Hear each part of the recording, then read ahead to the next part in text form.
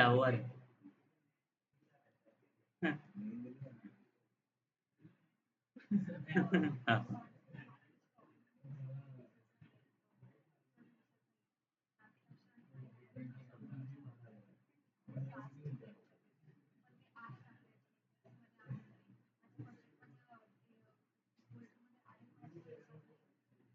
अच्छा ठीक है हो गया। ठीक है, बनाए एक फाइल बनाए। यहाँ पे देखो सोर्स में जाओ, न्यू, यहाँ पे जाके हम लोग क्या कर लेंगे, क्लास फाइल में। और यहाँ पे पहले एक पैकेज का नाम मैं डिफाइन कर लेता हूँ, इनर क्लासेस करके।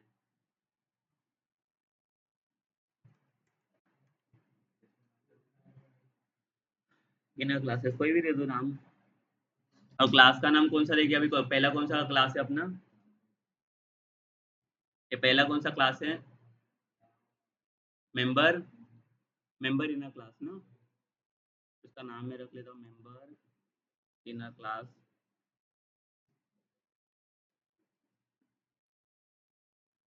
मैंने फंक्शन सेलेक्ट करता हूँ।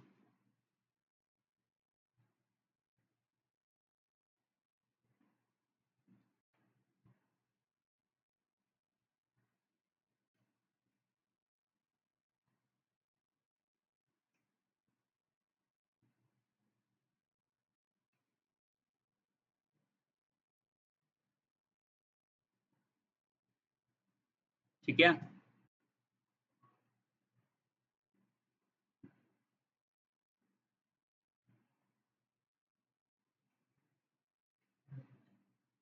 तो बताओ उसका डेफिनेशन क्या लिखा है हम लोगों ने।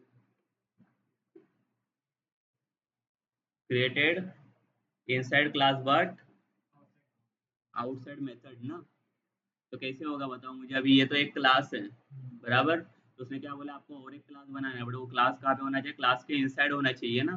तो देखो इम्प्लीमेंट कैसे करें, डेफिनेशन वाइज जाओ तो डेफिनेशन वाइज आपको समझेगा क्या लिखा है उसने।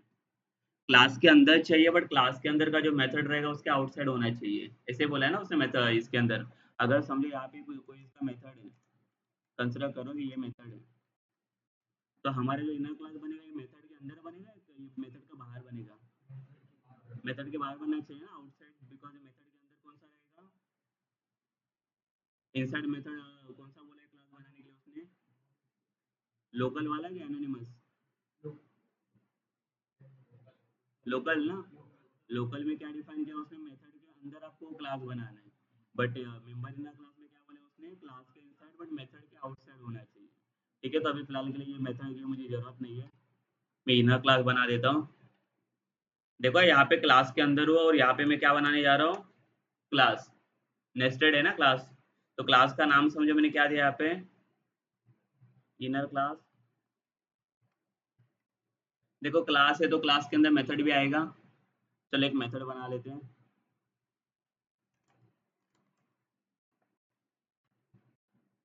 और इसके अंदर कुछ एक मैसेज सेट किया हम लोगों ने, this is member in a class, ऐसे ही बोला है ना उसने बनाने के लिए। चलो क्लास तो बन गया, बट कॉलिंग कैसे होगा इसका।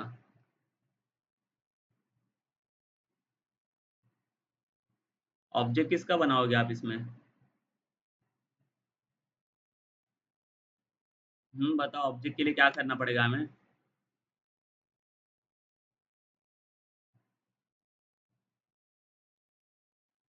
मेन तो जो मेन आउटर क्लास इंपॉर्टेंट होता है ना इसमें, मेन आउटर क्लास आपका इंपॉर्टेंट होता है ये वाला।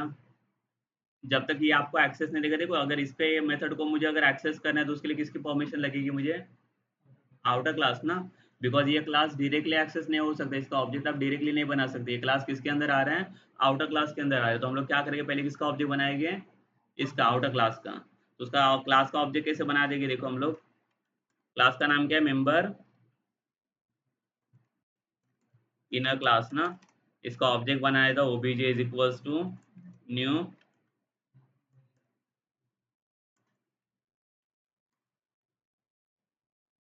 ठीक है, तो पहले एक आउटर क्लास का मैंने ऑब्जेक्ट बना दिया। अभी आउटर क्लास ऑब्जेक्ट बनाने के बाद इनर क्लास एक्सेस होगा कि नहीं। तो इनर क्लास का ऑब्जेक्ट कैसे बनाएंगे हम लोग, इनर समझो इसका ऑब्जेक्ट का नाम मैंने obj2 दिया is equals to new inner. ऐसे होगा एक्सेस ये? ठीक है, तो क्या करना पड़ेगा यहाँ पे? आउटर क्लास का ऑब्जेक्ट चाहिए ना, बिकॉज इनर क्लास किसके थ्रू आ रही है? आउटर क्लास के थ्रू आ रहा है ना, मतलब आउटर क्लास का जब तक परमिशन नहीं मिलेगा तब तक इनर क्लास एक्सेसिबल नहीं होगा। तो कैसे मिलेगा ये फिर हमें? तो ये जो ऑब्जेक्ट हम लोगों ने क्रिएट किया है ना आउटर क्लास का ओबीजे, तो यहाँ पे हम लोग क्या लिखेंगे? OBJ dot new inner class ना, बिकॉज इसका जब ये ऑब्जेक्ट जनरेट होगा, ये ऑब्जेक्ट जनरेट करने के लिए किसका परमिशन चाहिए हमें? ये ऑब्जेक्ट का ना। ये समझा कि नहीं? बराबर ना, जब तक ये आपको परमिशन नहीं देगा तो इसका ऑब्जेक्ट का नाम चाहिए, तो मैं दूसरा देके रखता हूँ, आउटर करके देता हूँ।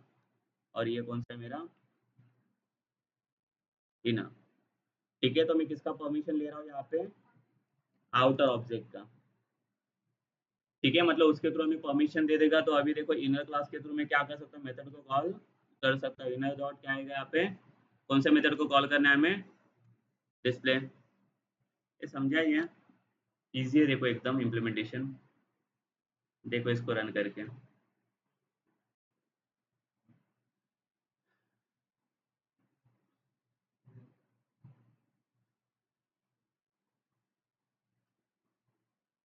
आ गया ना, देखो। समझा? कॉलिंग प्रॉपर होना चाहिए, कहाँ पे भी आप क्लास बना दो बट डिपेंड करता है उसका कॉलिंग। देखो इम्प्लीमेंट करके इसे। देखो क्लास के आउटसाइड मत जाओ, उसी क्लास के अंदर ही है वो।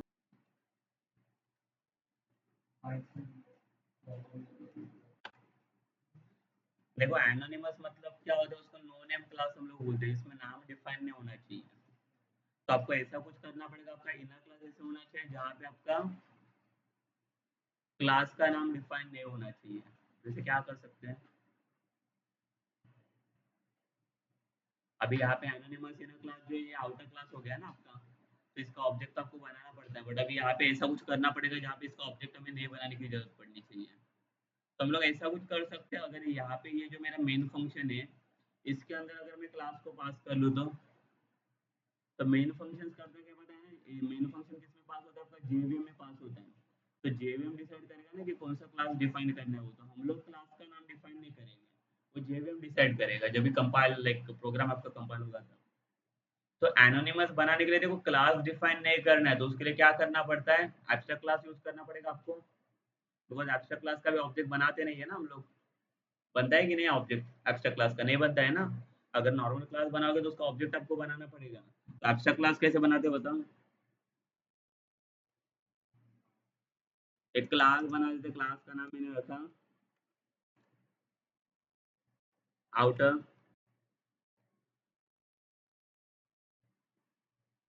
आउटर एनोनिमस देता हूँ। ठीक है, ये क्लास बना दिया। ये क्लास को क्या बनाना है? हमें एब्स्ट्रैक्ट बनाना है, तो एब्स्ट्रैक्ट बनाने के लिए कौन सा कीवर्ड लगता है हमें? Abstract keyword. और एब्स्ट्रैक्ट क्या, एब्स्ट्रैक्ट क्लास के अंदर कौन सा मेथड चाहिए हमें?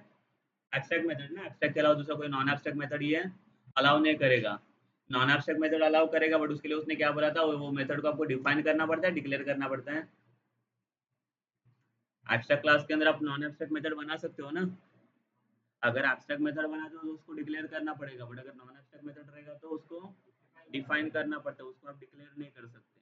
तो हमें डिफाइन करना ही नहीं है मेथड को इसके अंदर, बिकॉज ऑब्जेक्ट वगैरह नहीं बनाने वाले हम लोग।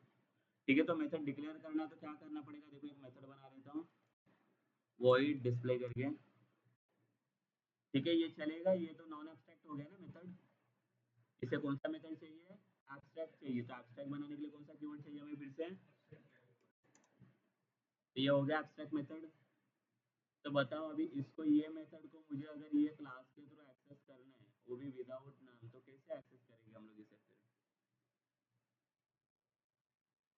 तो देखो हमें पता है कि अगर एब्स्ट्रैक्ट क्लास है तो इसका ऑब्जेक्ट डिफाइन नहीं कर सकते हम लोग, बराबर। तो मैं क्या करता हूँ, सिंपल देखो ये मेन फंक्शन में आता हूँ। मेन फंक्शन इसके लिए ताकि मुझे नाम डिफाइन नहीं करना है, और इसका क्लास का जो नाम रहेगा वो जेवीएम डिसाइड करना चाहिए। मैं खुद डिसाइड नहीं करूँगा कौन सा नाम होना चाहिए। तो मैं क्या करूँगा, देखो जैसे आप नॉर्मल ऑब्जेक्ट कैसे बनाते हो क्लास का, अगर समझो इसका मुझे ऑब्जेक्ट बनाना रहेगा तो कैसे बनाते हैं हम लोग? देखो मेन के अंदर इसका object name is equals to ऐसे बनता है ना।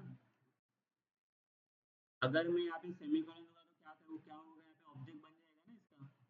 बट मुझे ऑब्जेक्ट बनाना है इसका, नहीं बनाना है, एब्स्ट्रैक्ट का ऑब्जेक्ट डिफाइन नहीं करना है, तो क्या करेंगे हम लोग, यहाँ पे करली बेसिस में ये सेमीकोलन डिसाइड ये नहीं कर लूंगा, यहाँ पे क्या बना लेता हूँ करली बेसिस। ये किसके लिए, इसके अंदर आपको जो एब्स्ट्रैक्ट मेथड उसने बना के रखा है ना, उसको आपको इम्प्लीमेंट करना है यहाँ पे। मेथड का नाम क्या है उसका, वॉइड दिस ना, ये मेथड है उसका। ये समझा कि नहीं क्या कर रहा हूँ। ये एब्स्ट्रैक्ट क्लास है, एब्स्ट्रैक्ट क्लास का ऑब्जेक्ट बनता नहीं है, तो हम लोग डिक्लेयर नहीं कर सकते इसका ऑब्जेक्ट। तो मैंने क्या किया, उसी के आगे देखो करली बेसिस इंप्लीमेंट किया, और करली बेसिस के अंदर उसी का खुद का मेथड में नॉन एब्स्ट्रैक्ट करके यहाँ पे इम्प्लीमेंट कर रहा हूँ। तो यहाँ पे देखो जैसे मैं क्या कर रहा हूँ, एक सिंपल मैसेज रखता हूँ, this is anonymous in a class,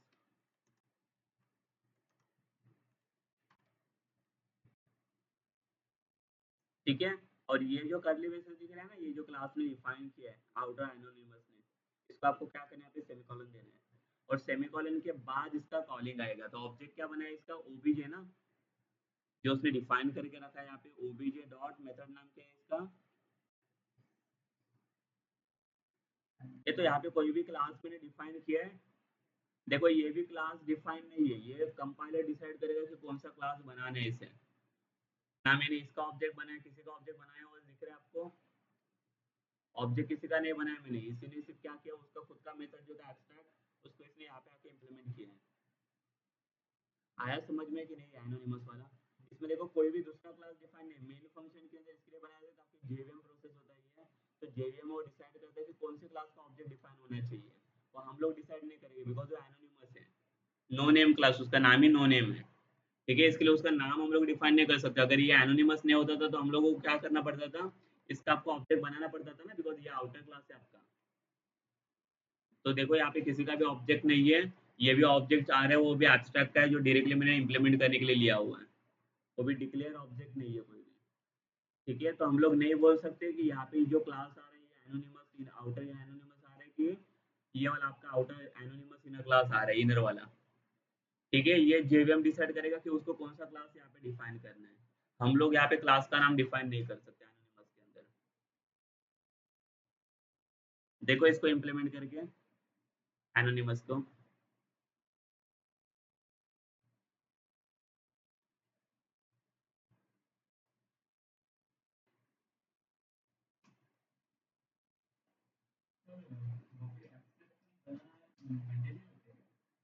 अगर एब्स्ट्रैक्ट नहीं बनाओगे तो आपको क्या करना पड़ेगा, क्लास का ऑब्जेक्ट बनाना पड़ेगा नीचे। नॉन एब्स्ट्रैक्ट क्लास रहेगा तो क्या करना पड़ता है, आपको मेथड को डिफाइन करना पड़ेगा ना ऊपर, उसको मेथड कॉलिंग के लिए आपको ऑब्जेक्ट बनाना पड़ेगा नीचे, हमें ऑब्जेक्ट बनाना ही नहीं है।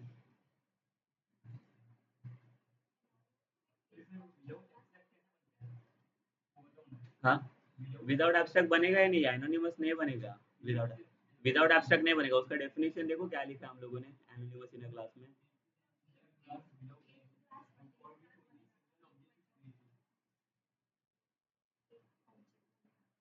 हम्म, एनोनिमस,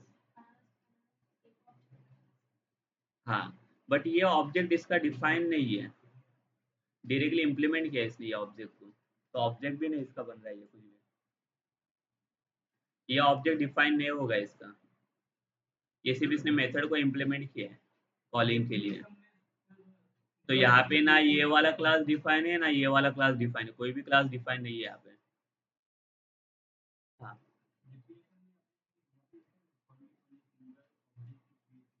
हाँ, तो जो सिंगल ऑब्जेक्ट रहेगा वो कौन सा एब्स्ट्रैक्ट का रहेगा ना, बट वो भी एग्जैक्ट डिफाइन नहीं है वो ऑब्जेक्ट, ये एब्स्ट्रैक्ट क्लास उसका ही मेथड इम्प्लीमेंट कर रहा है यहाँ पे। कोई भी मेन हम लोग यहाँ पे इसका ऑब्जेक्ट बनाने चाहते थे ना, ये आउटर क्लास वाला, बट इसका ऑब्जेक्ट हम लोग नहीं बना सकते यहाँ पे, बिकॉज ये क्लास का नाम डिफाइन करना अलाउड नहीं है एनोनिमस में। एनोनिमस में उसने क्या बोला है, नो नेम क्लास ना, उसमें क्लास का नाम डिफाइन नहीं होना चाहिए। तो ये आपका क्लास है ना, मैं यहाँ पे जो ऑब्जेक्ट डिफाइन करने जा रहा हूँ, ये ऑब्जेक्ट किसका आ रहा है, नॉन एब्स्ट्रैक्ट क्लास का आ रहा है ना, नॉन एब्स्ट्रैक्ट क्लास का नहीं है। ये समझा कि नहीं सबको।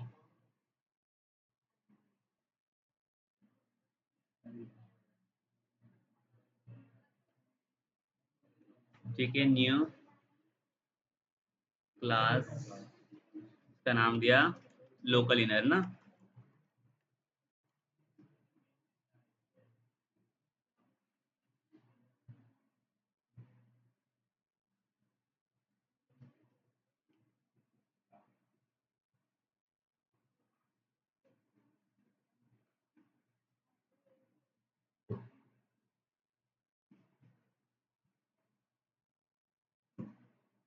बन गया।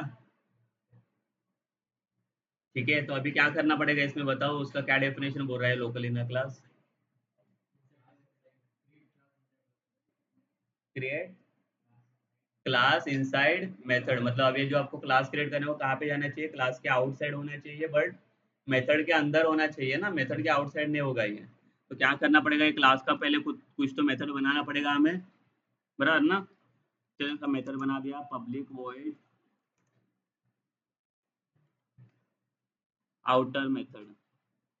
ठीक है, कोई भी नाम देता हूँ मैं यहाँ पे, एक मेथड बना दिया, और ये मेथड के अंदर क्या जाएगा आपका, क्लास ना।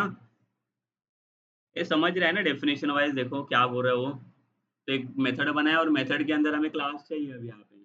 तो चलो एक क्लास बना देते, क्लास का नाम इनर। ठीक है, और इसके अंदर इसका खुद का मेथड रहेगा ना।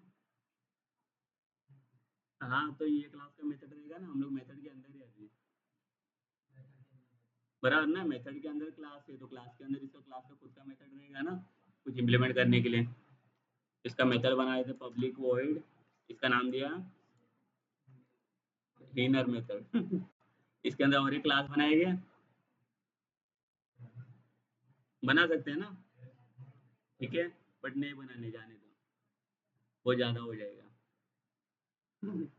ठीक है, इसके अंदर एक मैसेज दे देते हम लोग। अभी कॉलिंग बताओ इसका क्या होगा, वो बनाने का काम तो किया हम लोगों ने।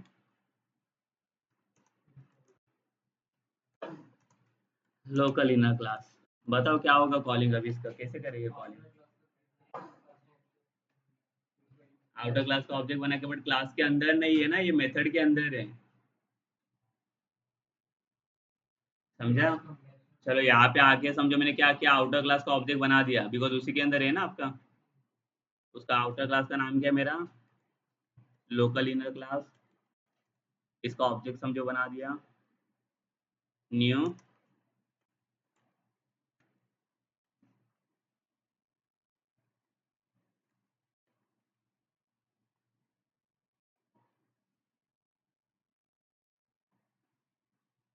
ठीक है, ये समझो मैंने ऑब्जेक्ट बना दिया यहाँ पे।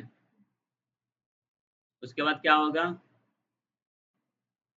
जब भी अगर ये ऑब्जेक्ट से मैं मेथड को कॉल करूंगा, उसका मेथड का नाम क्या है, क्लास का मेथड कौन सा है, आउटर मेथड है या इनर मेथड, उसका क्लास का है मेथड। हाँ, ये मेथड इसका है ना, ये क्लास का। ये बराबर ना, देखो सब लोग ध्यान दो यहाँ पे, ये जो आउटर मेथड आ रहा है ये किसका मेथड है, ये क्लास का है। इनर मेथड को ये कॉल कर सकता है, ये वाला क्लास नहीं कर सकता, उसके बाद एक्सेस नहीं है उसका। तो ये मैं किसको कॉल करूंगा यहाँ पे,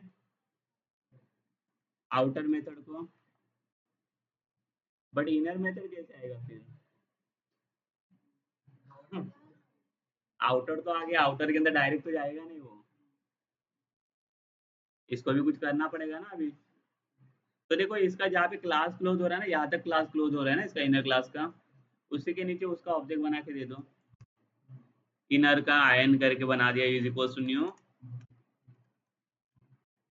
और आयन से किसको कॉल करेंगे हम लोग, इनर को ना, समझा ये। तो उसका काम उसने मेथड के में अंदर ही कर दिया ना, ये देखो ये उसका मेथड था पूरा, आउटर क्लास का, उसी के अंदर उसका काम हो गया। और ये मेथड को कहाँ पे बुला दिया हम लोगों ने, यहाँ पे ना,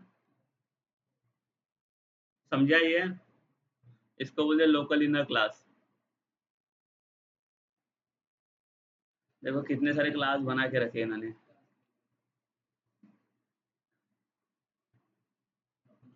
ये तीनों में से बेटर कौन सा था, पहला सही था ना, मेंबर इनर क्लास, इजी था उसका इम्प्लीमेंटेशन। इसमें भी इजी है, देखो थोड़ा घुमाया इसने मेथड को, कॉलिंग वगैरह वाला पार्ट। बनाओ चलो।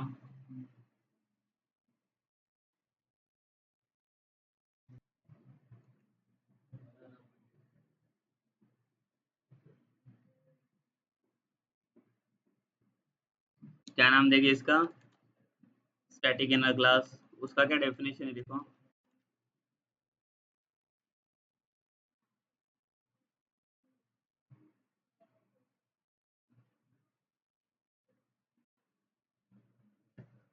इसमें क्या बताया उसने स्टैटिक इनर क्लास में?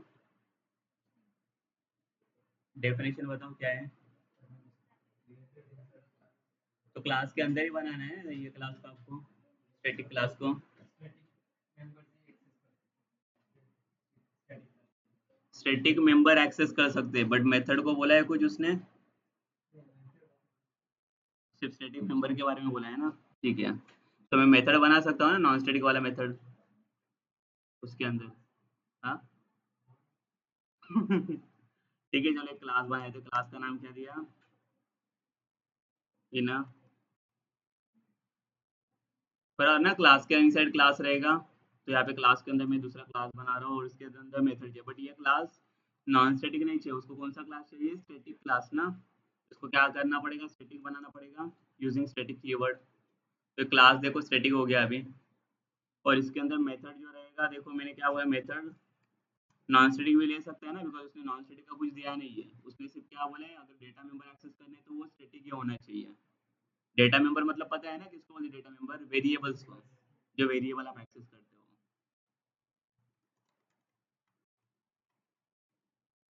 ठीक है, और इसके अंदर एक मैसेज दिया, दिस इज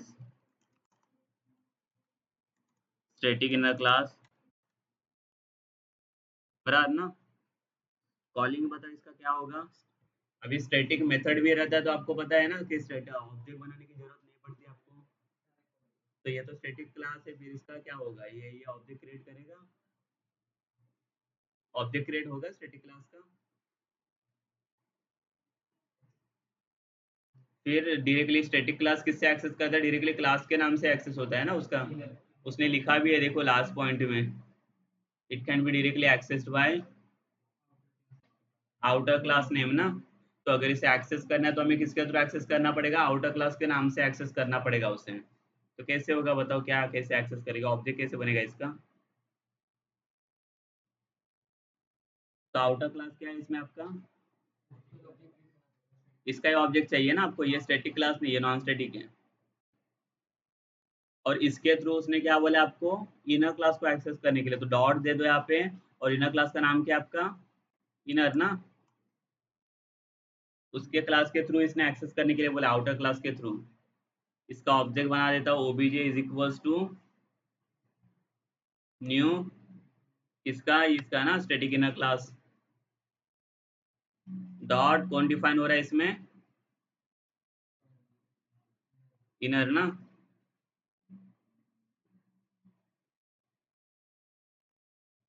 बराबर ना, ऐसे होगा ये।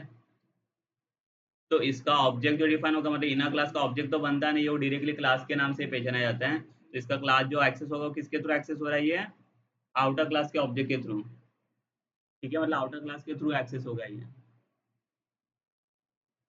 आया समझ में ये? अब ये कॉल तो हो जाएगा ना ओबीजे डॉट दिस। ये समझा कि नहीं है? ये इजी है देखो एकदम। अगर स्टैटिक क्लास है तो ये क्या करे, डायरेक्टली इसका ऑब्जेक्ट डिफाइन करने की भी जरूरत नहीं है आपको। ठीक है, तो अगर इसको एक्सेस करना है तो डायरेक्टली किसके थ्रू एक्सेस करते हैं हम लोग? आउटर क्लास के एक्सेस से।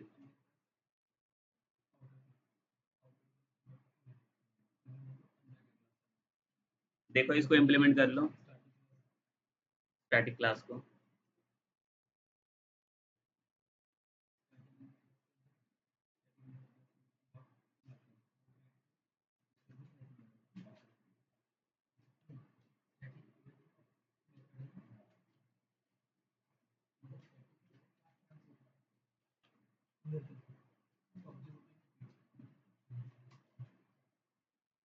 ये आया समझ में?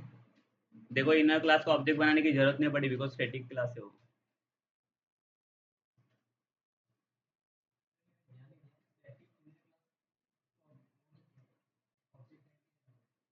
नहीं इसका आएगा ना, ये तो ये देखो क्रिएट किया है ना इसका। सिर्फ मैं इनर क्लास को किसके थ्रू एक्सेस कर रहा हूँ, इसके थ्रू ना।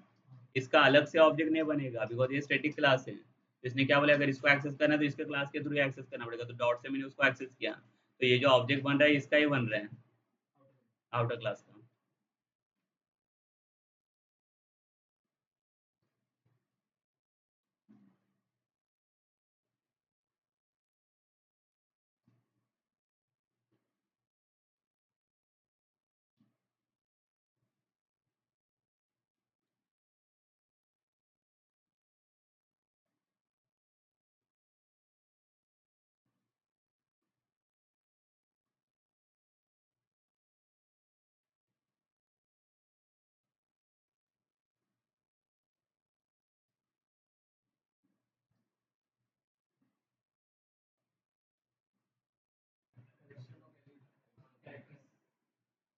कलेक्शन ऑफ कैरेक्टर्स,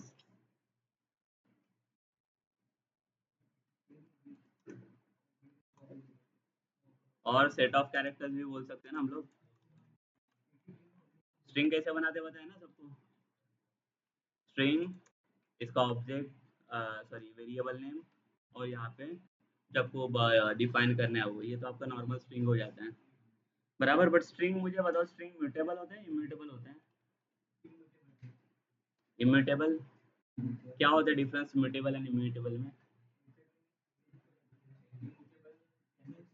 हाँ, म्यूटेबल मतलब क्या होता है, चेंजेबल होता है ना। So we can change the characters, but immutable में क्या होता है, कोई भी कैरेक्टर्स आप चेंज नहीं कर सकते बराबर ना। सो लाइक इसको हम लोग बोल सकते हैं स्ट्रिंग्स आर इम्यूटेबल। ठीक है, म्यूटेबल नहीं है, इसको आप चेंज नहीं कर सकते, एक बार डिफाइन किया तो वही आपको लाइक सेम यूज करना पड़ेगा फिर। ठीक है, बट अगर समझो मुझे म्यूटेबल बनाना रहेगा तो स्ट्रिंग को कर सकते हैं ना। So we can make the string mutable, but how? ठीक है, सो लाइक देखो, there are two ways to make string mutable. ठीक है, बिकॉज अगर म्यूटेबल बनाना रहेगा, बिकॉज म्यूटेबल के अंदर हम लोग चेंजेस वगैरह कर सकते हैं ना, डिलीट कर सकते हैं, ऐड कर सकते हैं स्ट्रिंग को कुछ भी। तो वो सब अगर मैनिपुलेट करना है, अगर मॉडिफाई करना है स्ट्रिंग को, देन हमें उसे म्यूटेबल बनाना पड़ेगा। तो म्यूटेबल बनाने के लिए यहाँ पे देखो दो वेज के हैं, दो क्लास इसे यूज करने पड़ते हैं, दो क्लास की यूज ले हेल्प ले सकता है ये। So first class name is string builder class,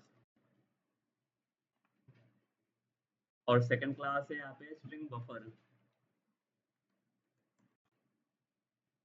ठीक है, ये दो क्लास है जिसकी हेल्प से आप क्या कर सकते हो, स्ट्रिंग को म्यूटेबल बना सकते हो। ठीक है, इंटर में देखो ऐसे भी क्वेश्चन पूछ जाते हैं, why we need string buffer या स्ट्रिंग बिल्डर क्लास। तो क्या रीजन दोगे आप, इसका आंसर क्या होगा? तो मेक स्ट्रिंग म्यूटेबल ना, बिकॉज स्ट्रिंग इम्यूटेबल होता है, तो उसको अगर म्यूटेबल बनाए तो इसके लिए दो ही ऑप्शंस आपके पास है। तो ये है क्या स्ट्रिंग बिल्डर और स्ट्रिंग बफर? इसके थ्रू ये बोल रहा है कि आपको परमिशन देगा या होगा, क्या कर सकते हो, स्ट्रिंग को आप म्यूटेबल बना सकते हो। ऑब्जेक्ट क्रिएट करना रहेगा तो कैसे क्रिएट होगा इसका ऑब्जेक्ट? क्लास है ना ये। ऑब्जेक्ट कैसे बनाते हैं हम लोग क्लास का? ऐसे ही जाएगा, string builder object name is equals to new class name ना, सेम। और यहाँ पे आपका क्या आएगा, स्ट्रिंग, जो आपको डिफाइन करना है वो। सेम स्ट्रिंग बफर का भी वही आएगा सिमिलरली, इसका भी सेम ऑब्जेक्ट मिलेगा, देखो स्ट्रिंग बफर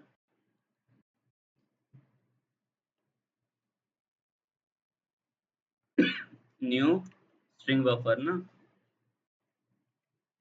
और यहाँ पे आपका स्ट्रिंग आएगा। ठीक है, तो दोनों में डिफरेंस क्या है वो देखने हैं हमें अभी, स्ट्रिंग बिल्डर और स्ट्रिंग बफर में क्या डिफरेंस रहेगा।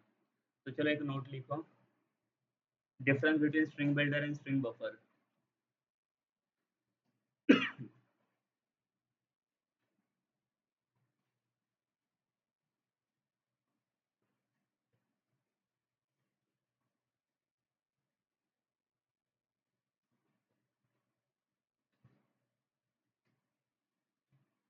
ठीक है, सो स्ट्रिंग बिल्डर में फर्स्ट पॉइंट लिखो इसमें,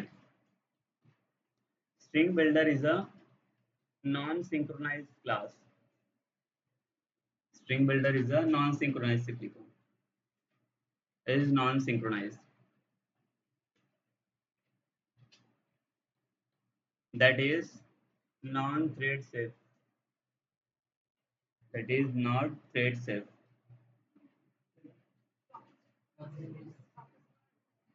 हाँ, string builder is non-synchronized. Synchronize का spelling पता है? Non-synchronized. That is not thread safe.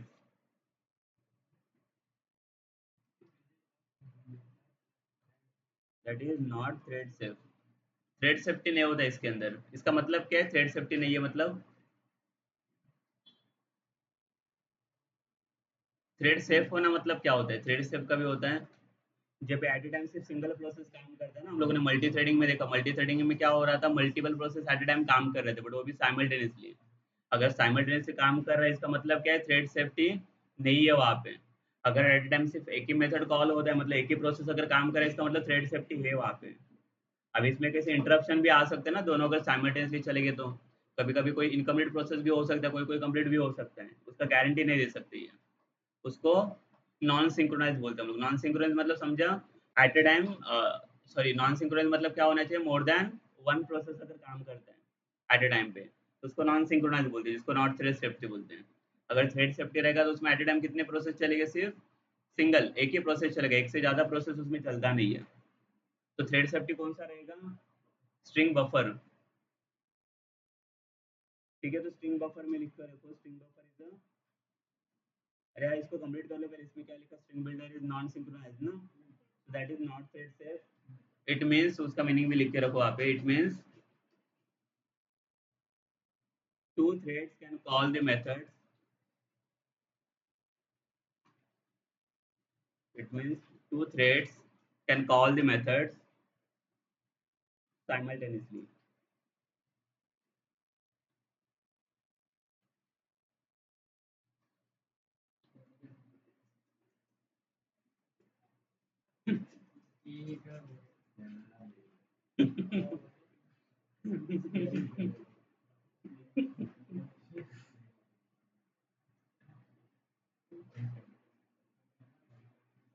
इसके लिए इंग्लिश सब्जेक्ट लेने का.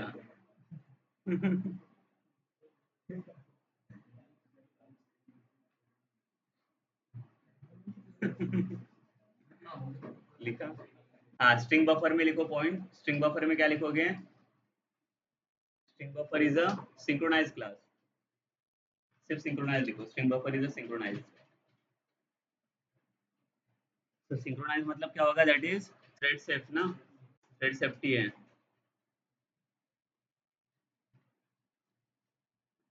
तो इसमें दो प्रोसेस एट ए टाइम, दो thread at a time call हो सकते हैं.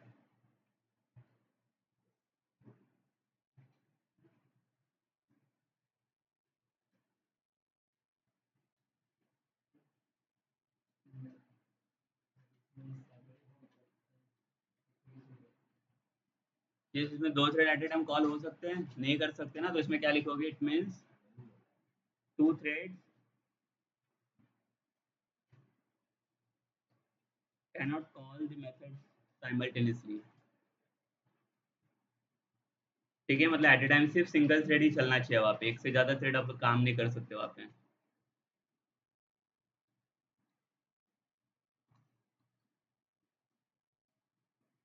बेटर क्या रहेगा दोनों में से? स्ट्रिंग बिल्डर की स्ट्रिंग बफर? बफर की बिल्डर? बिल्डर. बिल्डर क्यों? बिकॉज एक से ज्यादा प्रोसेस के साथ काम भी रहता है अपना. तो जावा को मल्टी थ्रेडिंग बोलते हैं ना, मल्टी टास्किंग बोलते हैं. तो at a time more than one process के साथ आपको काम करना ही है. उसको साइमल्टेनियसली हैंडल करना पड़ेगा. थ्रेड सेफ्टी नहीं है वो पता ही है, पर उसके साथ अगर प्रोसेस हैंडल नहीं किया जाएगा तो लाइक काम ही नहीं रहेगा फिर. बिकॉज मल्टीपल एप्लीकेशंस होते हैं जावा में, जो सिंगल प्लेटफॉर्म के ऊपर हम लोग काम करते हैं. इसलिए स्ट्रिंग बिल्डर ज़्यादा चलते हैं. उसमें लिखो, सेकंड पॉइंट लिख के रखो स्ट्रिंग बिल्डर में.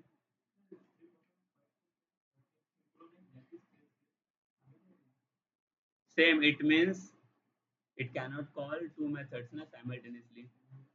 दो थ्रेड को साइमल्टेनियसली कॉल नहीं कर सकता ना वो. सेकेंड पॉइंट में स्ट्रिंग बिल्डर में लिखो, string builder is more efficient then string buffer.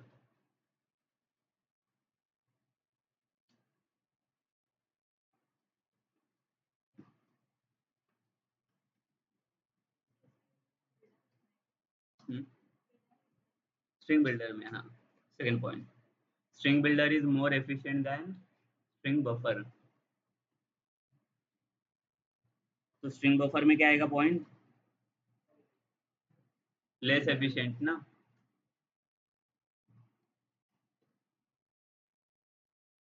String buffer में लिखो, string buffer is less efficient then string builder.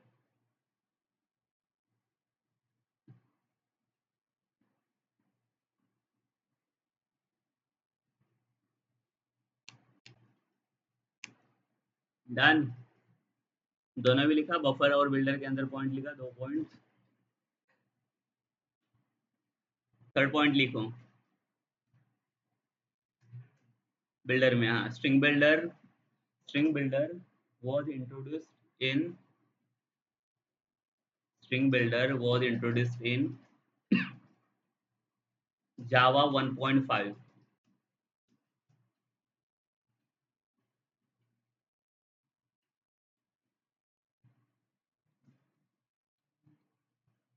अभी हम लोग जो काम कर रहे हैं 1.8 के ऊपर काम कर रहे हैं ना, ठीक है। अभी अगर देखोगे तो 1.11 भी आ गया वो जावा में, बट हम लोग अभी किसके ऊपर काम कर रहे हैं? 1.8 के ऊपर काम कर रहे हैं। तो 1.8 सॉरी 1.5 में इंट्रोड्यूस किया गया था स्ट्रिंग बिल्डर को, और स्ट्रिंग बफर कभी इंट्रोड्यूस हुआ था? 1.0 में, वो भी लिख के रखो। स्ट्रिंग बिल्डर किस में इंट्रोड्यूस हुआ था? 1.5 ना, जावा 1.5। और स्ट्रिंग बफर में लिखो, string buffer was introduce in Java 1.0, बहुत ओल्ड वर्जन है वो।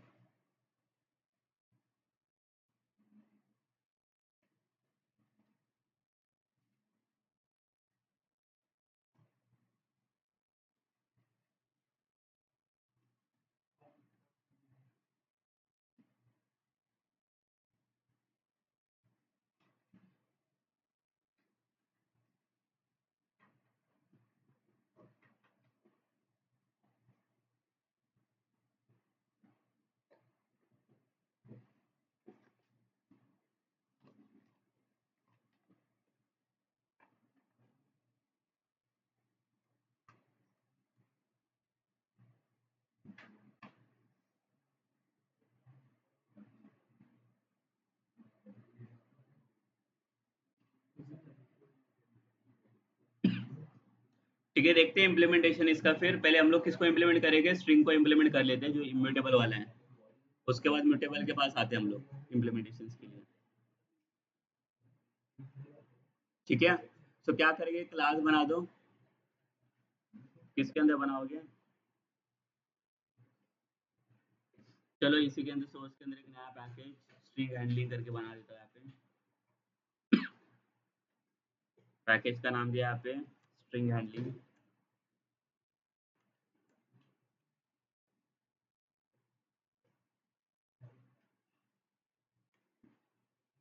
क्लास का नाम दिया मैंने इम्यूटेबल स्ट्रिंग। ठीक है, कोई भी नाम दे तो चलेगा।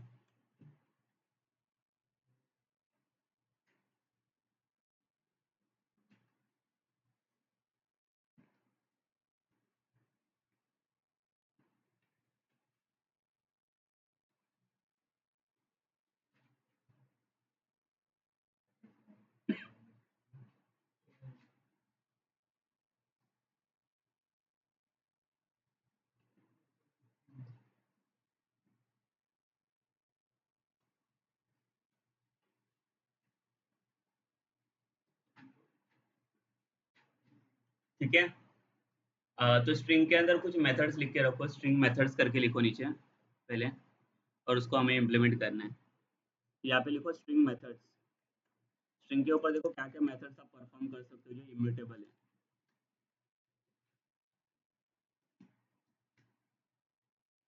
स्ट्रिंग मेथड्स, इसके अंदर फर्स्ट मेथड देखो आपका क्या आएगा? लेंथ। जो गिवन स्ट्रिंग है उसका लेंथ आप फाइंड आउट कर सकते हो ना, कितने कैरेक्टर पास हुए स्ट्रिंग के अंदर।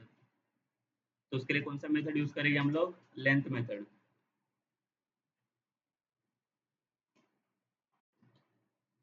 ठीक है, शॉर्ट में डिस्क्राइब करके रखो जो आपको समझेगा वैसे।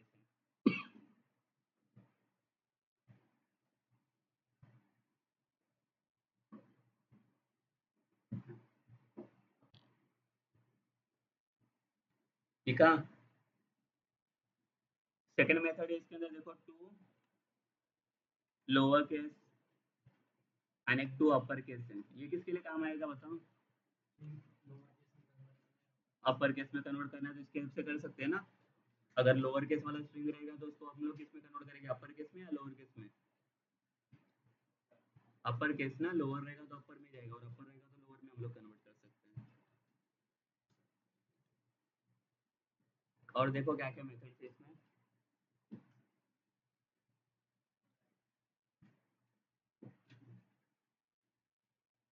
एक है इसके अंदर इंडेक्स ऑफ मेथड है।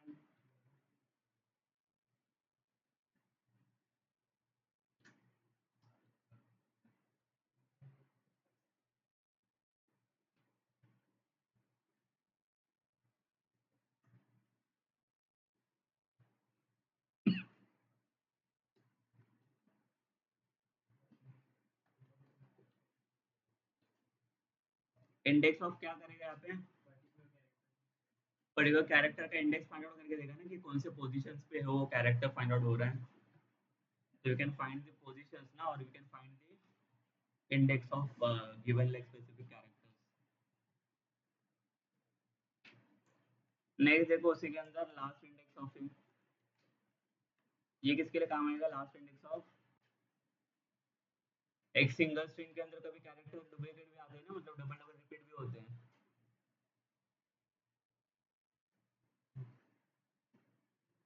ये बराबर ना कि नहीं? अगर डबल डबल कैरेक्टर आते हैं तो वो कौन सा कैरेक्टर कंसीडर करेगा, फर्स्ट वाला या लास्ट वाला? ये लास्ट वाला कंसीडर करेगा ना काउंट करने के लिए उसका पोजीशन। आया समझ में? ये रहेगा लास्ट इंडेक्स ऑफ के लिए। नेक्स्ट लिखो कैरेट, ये किसके लिए रहेगा कैरेट?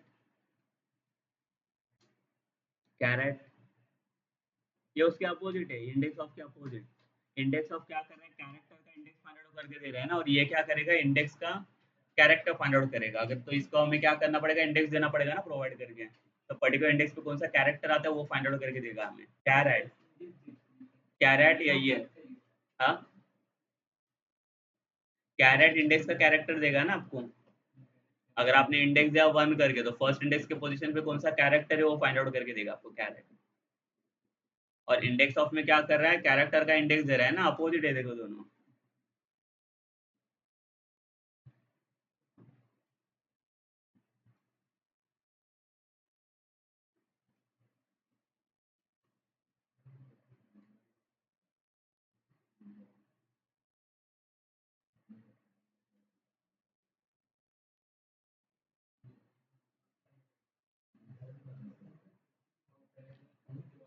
देन इक्वल्स,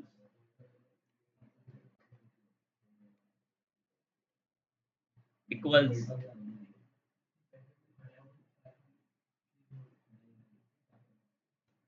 और इसके साथ है equals ignore case.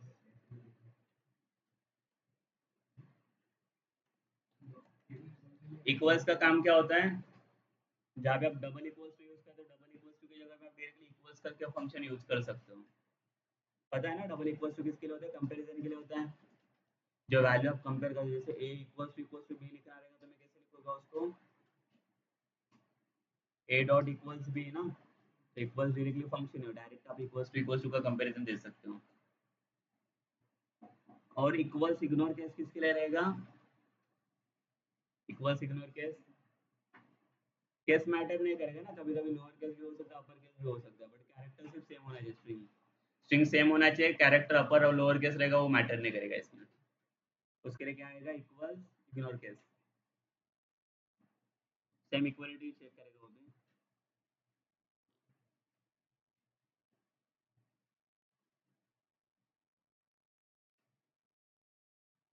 To string किसके लिए काम आता है, कन्वर्ट करने के लिए ना, convert from any data type into string.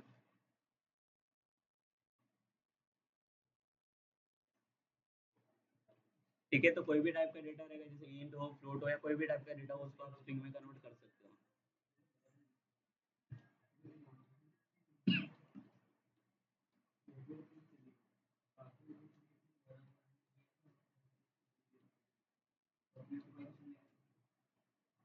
लिखा टू स्ट्रिंग, उसके बाद ये देखो वैल्यू ऑफ, ये किसके लिए होता है वैल्यू ऑफ?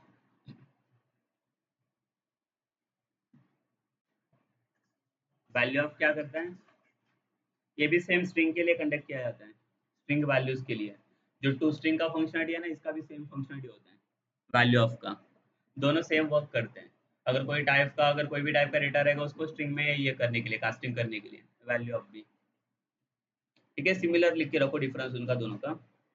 तो दोनों में से कोई भी फंक्शन आप यूज कर सकते हो, टू स्ट्रिंग भी चलेगा, वैल्यू ऑफ भी चलेगा। वैल्यू ऑफ भी सेम ही आंसर देगा आपको सॉल्यूशन में। लिखा? वैल्यू ऑफ का लिखो। इसके बाद वैल्यू ऑफ के बाद लिखो इसमें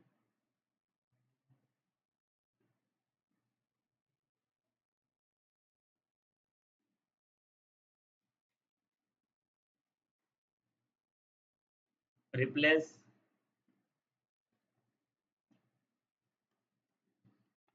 रिप्लेस किसके लिए होगा? कोई स्ट्रिंग को रिप्लेस करने के लिए। सिंपल है, कोई भी स्ट्रिंग रहेगा आपके पास ओल्ड वाला स्ट्रिंग, तो उसको आप न्यू स्ट्रिंग के साथ रिप्लेस कर सकते हो ना। कैरेक्टर भी रिप्लेस, कुछ भी कर सकते हो, कैरेक्टर और स्ट्रिंग कोई भी रिप्लेस कर सकते हो।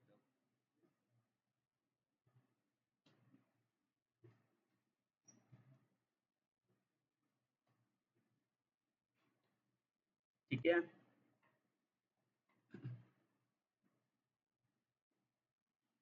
रिप्लेस के बाद कॉनकैट। इसका काम क्या होता है कॉनकैट का? दो स्ट्रिंग को कॉनकैट करने के लिए ना, दो स्ट्रिंग को मर्ज करने के लिए। अगर सेपरेट सेपरेट स्ट्रिंग दिया तो उसको आप मर्ज कर सकते हो। दो पैरामीटर रहेगी, एक ओल्ड वाला। ठीक है, इसमें ही रहेगा सिर्फ। हाँ, एक ओल्ड रहेगा और यहाँ पे एक न्यू स्ट्रिंग रहेगा। इसमें सब में एक एक किया।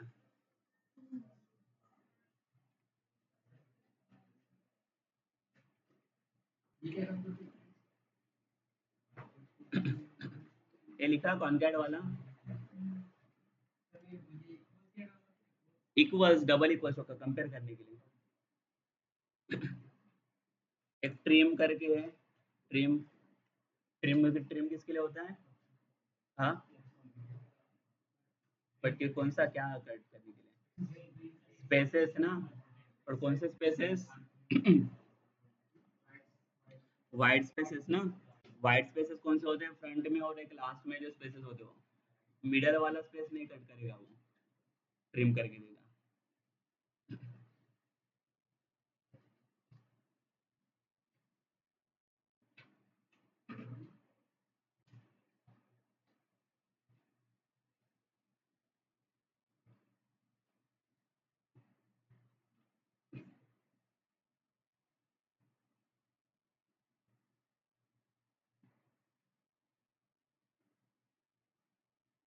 देन सब स्ट्रिंग।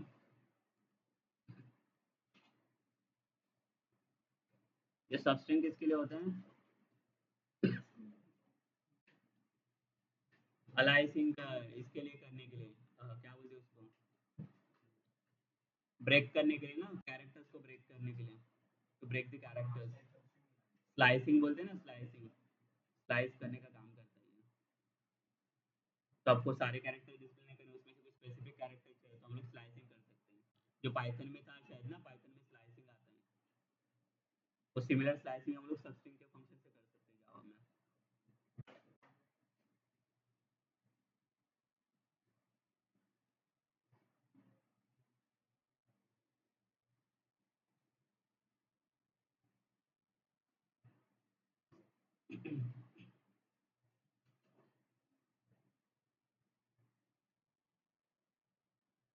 एक स्प्लिट है, स्प्लिट स्प्लिट किसके लिए होगा?